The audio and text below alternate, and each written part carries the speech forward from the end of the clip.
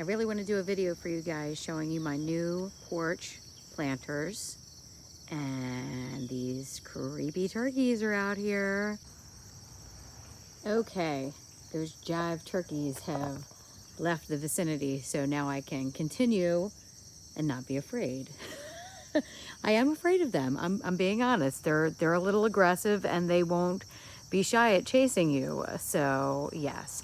Anyhow, I am here today to show you I finally completed one of my railing planters.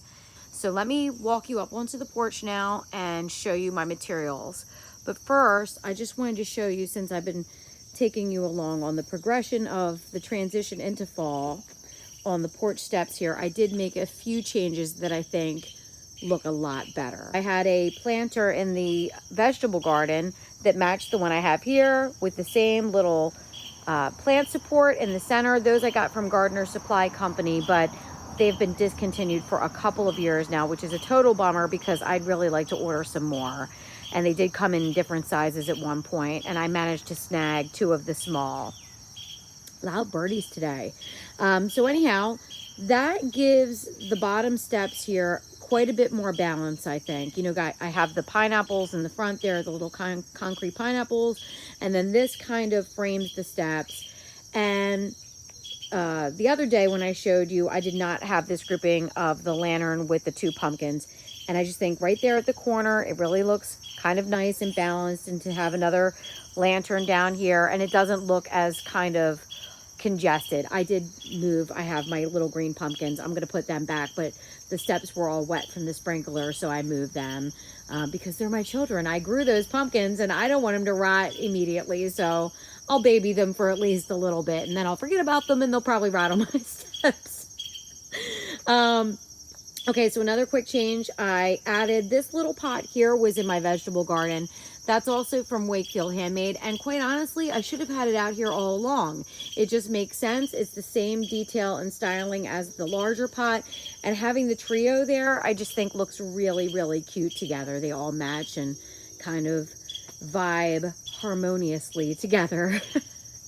But I already showed you everything I put in here, and just wanted to show you the couple little changes that I made, and I think it looks really, really nice. I just did this little pumpkin stack the other day, and I just love it.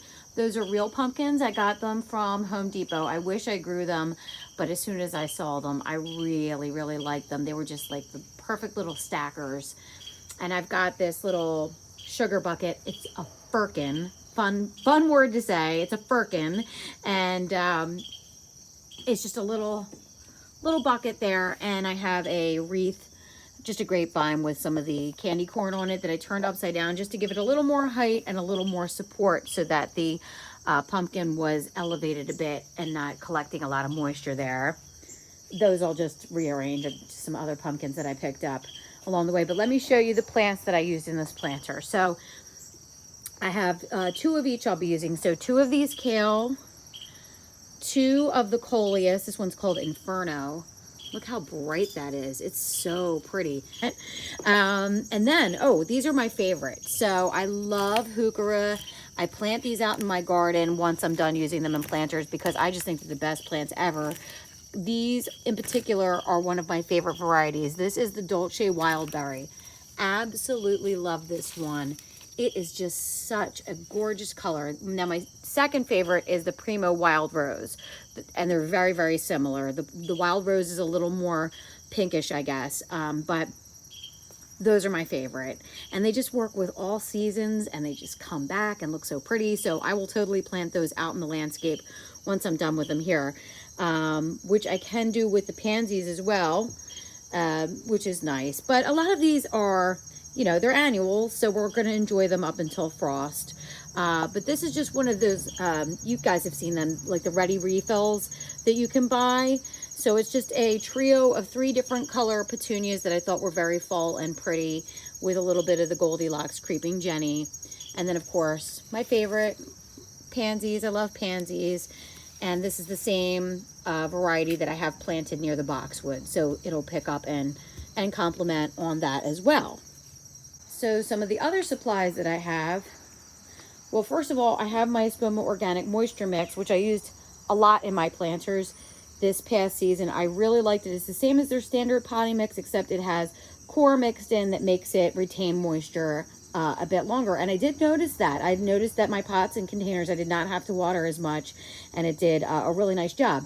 With that said, I don't even really need it in this arrangement because the bulk of the plants and the soil around their root balls was enough to fill these containers.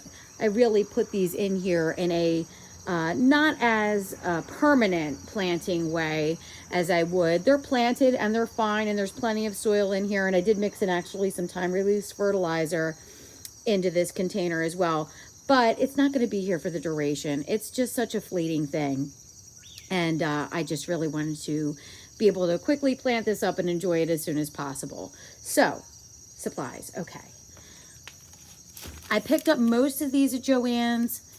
This is, like I said, this is about my 5th year doing this. So some of the pieces here I have recycled from other years. These I just picked up. They only had 3, so I'm doing 1.5 of these bundles.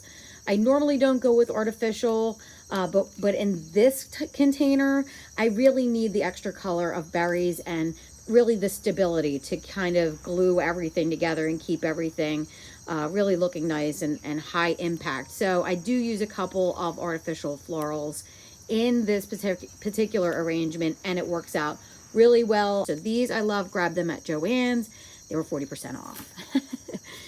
A little bit of raffia, and this is optional. I just kind of tucked that in this year for the first time, and I'll show you when we get to that point. Some pine cones, and I mostly have the pine cones just because they smell so darn good here up on the porch. So I have a couple of them just really tucked in here, even not so much for visual, but for the scent. They smell really nice. But I put a couple ornamental kale in here because I want to be able to, you know, when I'm sitting up here and we're having our coffee and things, I want it to look pretty from this side as well. So, I mean, I didn't go too bananas with the ornamentation. It is facing in, very shady, facing in this way on the porch. So I didn't do too much with the planting, but I did want to do at least something pretty to look at. Okay, so then I picked these up. So these are dried. Got them at Joann's. Beautiful fall color. Also, these are dried as well. I love to incorporate as much dried or real plants as I possibly can, and then just supplement and fill in with things like the berries. If I had some berries, obviously I would use those.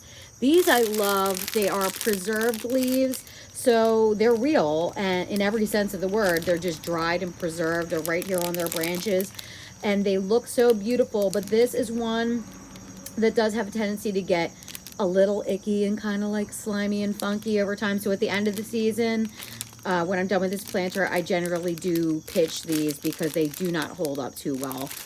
And then just a couple other little odds and ends. You saw I had these right there in the back of the planter. I just thought they were really pretty, so I used those.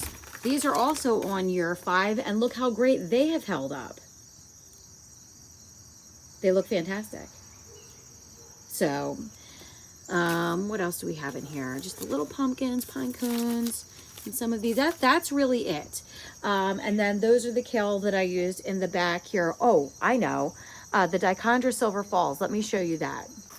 Okay, so you guys know that I use this more as like a little butterfly caterpillar house.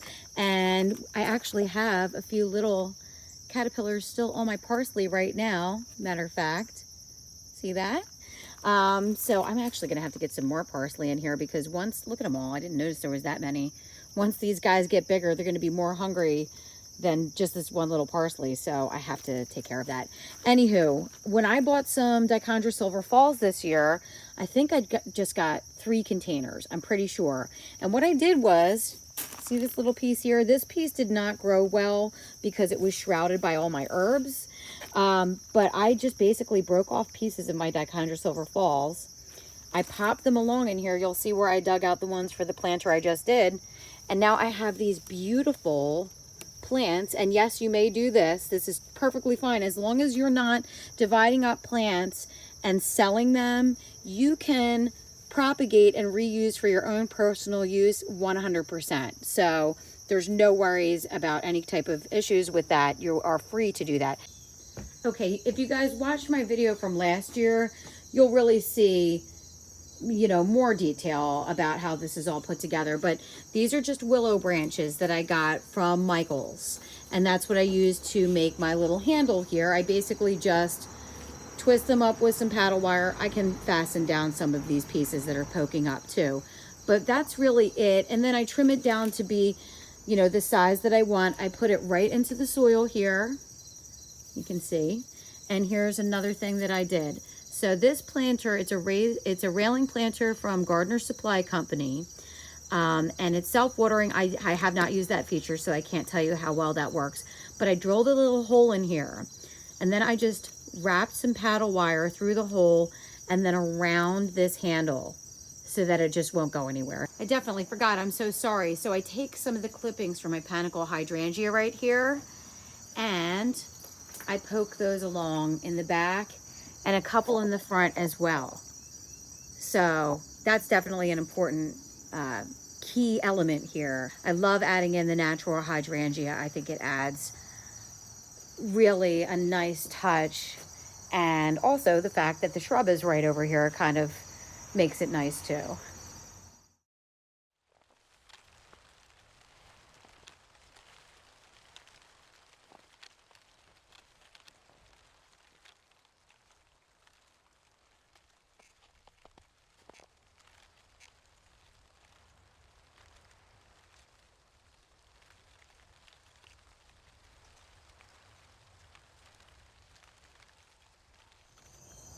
Well, that is it, you guys. I hope you enjoyed that. I really wanted to speed through putting it together because I know I did the video on that last year. So I really just wanted to show you the variety and what I used. I could seriously be out here tweaking on these all day, but Mother Nature is going to rearrange these for me, and that's the whole point, for it to look natural and beautiful. I may take those faux pumpkins out because I don't even think I need them. They're just kind of randomly floating in there. Matter of fact, I am going to take them out. Anyway, the biggest job here is cleaning up all the mess, but I think it turned out really, really nice. I'm so happy with it. This is my favorite that I've made so far. I love the colors. I love that I didn't use a mum and just the petunias in the center. So thank you guys so much for joining me in my garden today, and I hope you have a beautiful day.